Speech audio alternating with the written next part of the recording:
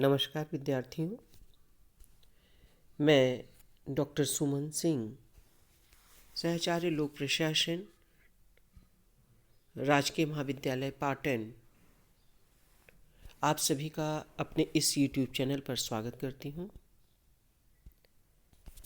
और आज के इस लेक्चर में मैं सबसे पहले आप लोगों को लोक प्रशासन के अंतर्गत क्या अध्ययन करना है उसके बारे में डिस्कस करूँगी।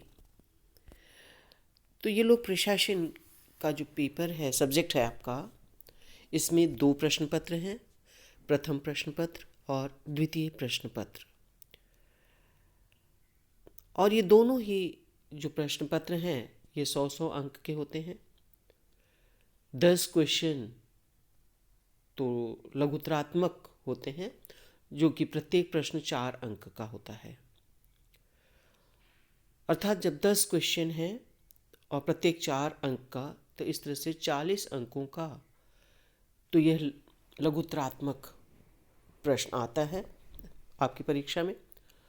और जो दूसरा पार्ट है वो जो इस पाठ्यक्रम को 3 यूनिट में विभाजित किया गया है और तीनों यूनिट में से 2-2 प्रश्न आते हैं और आपको एग्ज़ाम में एक एक प्रश्न तीनों यूनिट्स करना होता है और ये 20-20 अंक का होता है। तो इस तरह से तीनों यूनिट में से आपको एक एक प्रश्न करना होता है और 3 प्रश्न 20 अंकों का, इस तरह से 60 अंक का तो ये निबंधात्मक प्रश्न और 40 अंकों का लघुतरात्मक प्रश्न आपको करना होता है। तो आज मैं बताऊंगी कि आपको अपने लोक प्रशासन विषय में पाठ्यक्रम जो निर्धारित किया गया, जो सिलेबस है, उसमें आपको क्या क्या पढ़ना होगा, क्योंकि ये जानकारी होना बहुत ज़रूरी है कि हमको किन किन बिंदुओं का अध्ययन करना है। तो जैसा कि मैंने आपको बताया कि इस पाठ्यक्रम को 3 यूनिट में विभाजित किया गया है। पहले यूनिट में आप पढ़ेंगे प्रजातांत्रिक तथा समाजवादी समाज में प्रशासनिक संस्थाएं, अहस्तक्षेपवादी राज्य, कल्याणकारी राज्य तथा प्रशासकीय राज्य की अवधारणाएं। ये विभिन्न प्रकार की जो अवधारणाएं हैं और समाजवादी समाज, जैसे मैंने बताया, समाजवादी समाज में प्रशासनिक संस्थाओं की क्या भूमिका है, हस्तक्षेपवादी राज्य किसे कहते हैं, कल्याणकारी राज्य किसे कहते हैं और प्रशासनिक राज्य की जो अवधारणा है वो क्या है, इसके बारे में हम अध्ययन करेंगे। इसके बाद फर्स्ट यूनिट में ही सरकार का संगठन, जैसे व्यवस्थापिका और इसकी भूमिका क्या है आधुनिक समय में, और आधुनिक समय में व्यवस्थापिका की भूमिका में जो ह्रास होता जा रहा है, यानी कि उसकी जो भूमिका में कमी होती जा रही है, पतन हो रहा है, उसके क्या कारण हैं, और इसी के साथ कार्यपालिका के प्रकार क्या हैं, उनका व्यवस्थापिका के साथ क्या संबंध है। और फिर न्यायपालिका, जैसा कि हम सभी जानते हैं, सरकार के हमारे 3 अंग होते हैं, व्यवस्थापिका, कार्यपालिका और न्यायपालिका। तो न्यायपालिका का भी आप अध्ययन करेंगे, जिसके अंतर्गत न्यायपालिका की कार्य और भूमिका क्या है, और न्याय पुनरावलोकन के संबंध में भी और न्यायिक सक्रियता के संबंध में इस फर्स्ट यूनिट के अंतर्गत आप अध्ययन करेंगे। जो सेकंड यूनिट है उसमें आप लोकतंत्र तथा प्रशासन, लोकतांत्रिक प्रशासन के लक्षण, नौकरशाही की भूमिका, राजनीतिक दल तथा दबाव समूह और इनकी पारस्परिक अंतरक्रिया के बारे में अध्ययन करना होगा। वित्त आयोग और नीति आयोग, जो कि पहले योजना आयोग के नाम से जाना जाता था, उसका नाम बदल दिया गया है और उसे नीति आयोग के नाम से जाना जाता है, का संगठन एवं कार्य का अध्ययन करेंगे।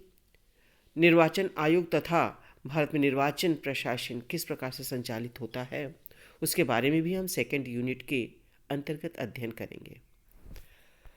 थर्ड जो आपकी यूनिट है इस विषय के अंतर्गत, वो है कि कुछ विभाग हैं जिनके बारे में हमको अध्ययन करना होगा, जैसे कि विश्वविद्यालय अनुदान आयोग, संघ लोक सेवा आयोग, रेलवे बोर्ड, भारतीय रिजर्व बैंक, केंद्रीय समाज कल्याण बोर्ड। ये 4 संगठन हैं जिसके बारे में आपको अध्ययन करना होगा और इन चारों के संगठन और कार्य का आप अध्ययन करेंगे।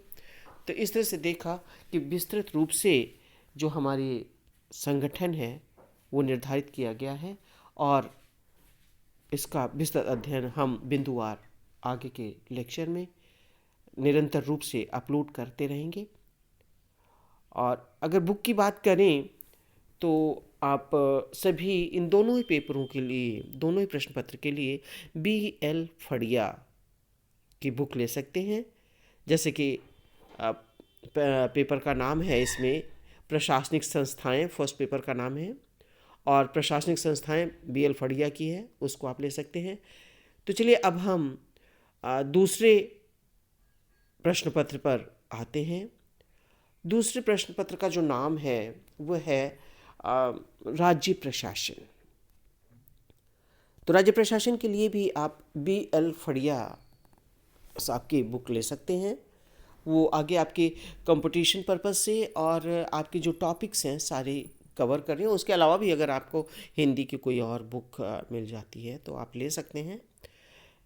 तो आप इसमें देख लीजिएगा जो भी आपको समझ में आएगा। बाकी BL फड़िया साहब की बुक भी बहुत अच्छी है। तो राज्य प्रशासन की, इसको भी 3 यूनिट में बांटा गया है। राज्य प्रशासन का जो पेपर है सेकंड वाला, इससे 3 यूनिट में, फर्स्ट यूनिट में आप पढ़ेंगे कि राज्य प्रशासन की सामान्य पृष्ठभूमि क्या है, राज्यपाल की कार्य और शक्तियाँ और राज्य प्रशासन का में जो मुख्यमंत्री उनके मंत्रिपरिषद का संबंध, कार्य, भूमिका और महत्व, इन सब से संबंधित हम अध्ययन करेंगे। और राज्य सचिवालय का संगठन क्या है, राजस्थान में गृह, वित्त और कृषि विभाग का संगठन और कार्य पढ़ेंगे। इसी के साथ मुख्य सचिव और इसके राज्य प्रशासन में क्या भूमिका और महत्व है, इसका भी अध्ययन करेंगे।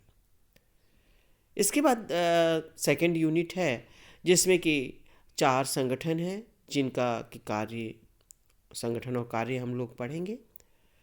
ये संगठन 4 हैं: राजस्व मंडल, राजस्थान राज्य विद्युत कंपनियां, कृषि निदेशालय और शिक्षा निदेशालय। इन चारों ही निदेशालयों का हम संगठन और कार्य पढ़ेंगे। थर्ड यूनिट कार्मिक प्रशासन अर्थात सेवी वर्ग प्रशासन से संबंधित है, जिसमें आप पढ़ेंगे राजस्थान में राज्य लोक सेवाओं जैसे RAS है, RPS है, इन सब की जो भूमिका क्या है। और RPSC, जो RPSC के नाम से आप ज़्यादा समझते हैं इस चीज़ को, जिसे कि हिंदी में राजस्थान लोक सेवा आयोग कहा जाता है, उसके संगठन और कार्यप्रणाली के बारे में अध्ययन करेंगे। राज्य लोक सेवाओं का जो प्रशिक्षण और राज्य प्रशिक्षण संस्थानों का संगठन एवं कार्य, राजस्थान सिविल सेवा अपीलीय न्यायाधिकरण के बारे में भी अध्ययन करेंगे। इसके बाद जिला प्रशासन आ जाता है और जिला प्रशासन के अंतर्गत जैसे आपके जिलाधीश हैं और अधीनस्थ स्तरीय जो राजस्व प्रशासन है, SDO, तहसीलदार और पटवारी की जो भूमिका है, उसके विषय में हम इस थर्ड यूनिट के अंतर्गत अध्ययन करेंगे। तो इस तरह से आपने आज के लेक्चर में पढ़ा कि किस प्रकार से हमको क्या क्या अध्ययन करना है। आगे वाले वीडियोस जो मैं आपके उस पर अपलोड करूंगी ग्रुप पर, उन सभी में इसको बिंदुवार अध्ययन सामग्री और आपको अध्ययन सामग्री तो भेजी जाएगी, साथ में आपको पढ़ाने का भी प्रयास किया जाएगा, आपको समझाने का प्रयास किया जाएगा, जिससे कि आपको अपनी जो ऑनलाइन क्लासेस या जो ऑफलाइन आपकी क्लासेस नहीं हो पा रही हैं उसके बारे में आप स्पष्ट हो सकें। इन्हीं शब्दों के साथ धन्यवाद।